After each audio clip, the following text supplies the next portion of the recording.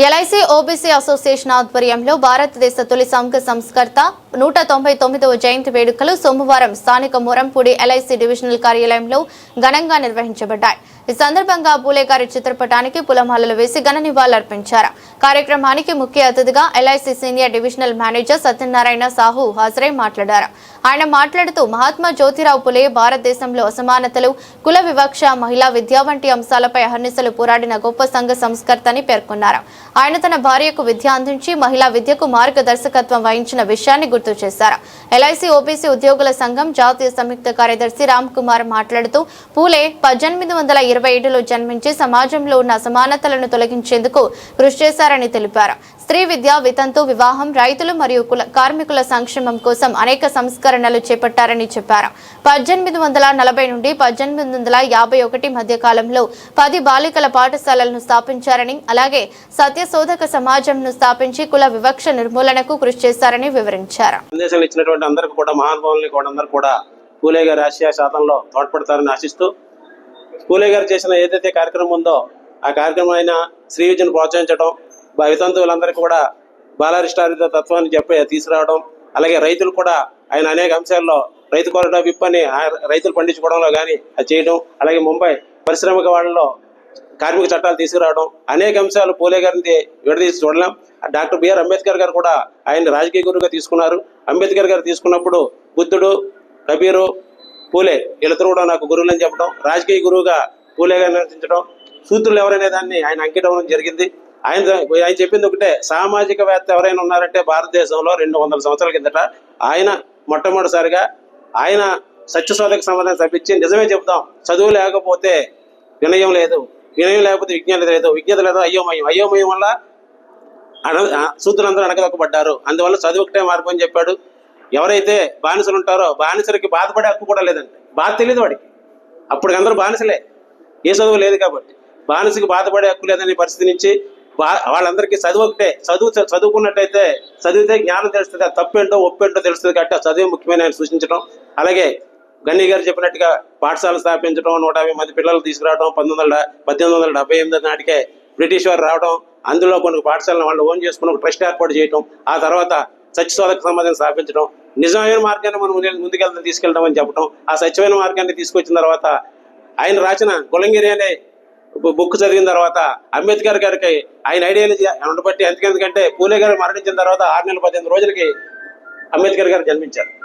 అంబేద్కర్ గారు పుట్టిన తర్వాత అసలు ఈ క్రీస్తు పూర్వం క్రీస్తు శకం మధ్యలో ఎవరున్నారని అన్నప్పుడు ఈయన బుక్ ఎప్పుడైతే గొలంగిరి చదివారో, గొలంగిరి దానికి కారణం ఏంటంటే అప్పటి వరకు అనేక దేవుళ్ళు ఉన్నారు, రాజులు వెళ్తున్నారు, వాళ్ళు వస్తున్నారు, ఈ పరిస్థితి ఏంటని ఉన్నప్పుడు దీని అంతరికి ఎవరైతే మహాత్మా జ్యోతిరావు గారు పూలే 199వ జయంతికి వచ్చేసి మీ అందరికీ ఎల్ఐసి ఎస్సీ/ఎస్టీ అసోసియేషన్ తరఫున శుభాకాంక్షలు తెలుపుతూ, నా ముందు మాట్లాడిన ఎస్టీఎం గారు కానీ అమ్మమ్మ గారు కానీ పూలే గారి ఆశయ సాధనలో సాగాలని చెప్పారు.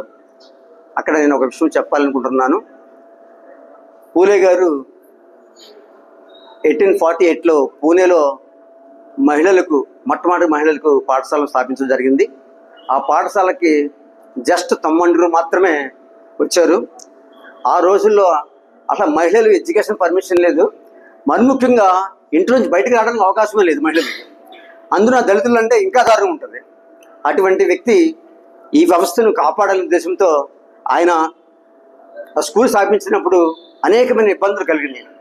బట్ వన్ థింగ్, ఆయన వెనక్కి చూడక తన భార్యతో ప్రమోట్ చేస్తూ ఆ స్కూల్ని డెవలప్ చేశారు.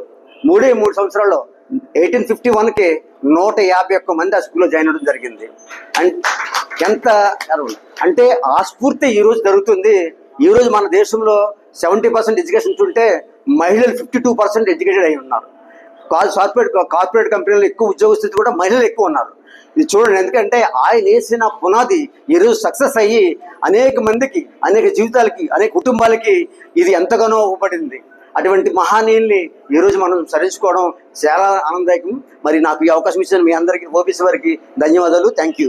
ఓబీసీ అసోసియేషన్ ఆధ్వర్యంలో ఈరోజు ఈ కార్యక్రమాన్ని జరుపుకుంటున్నాం. మరి ఈ సందర్భంగా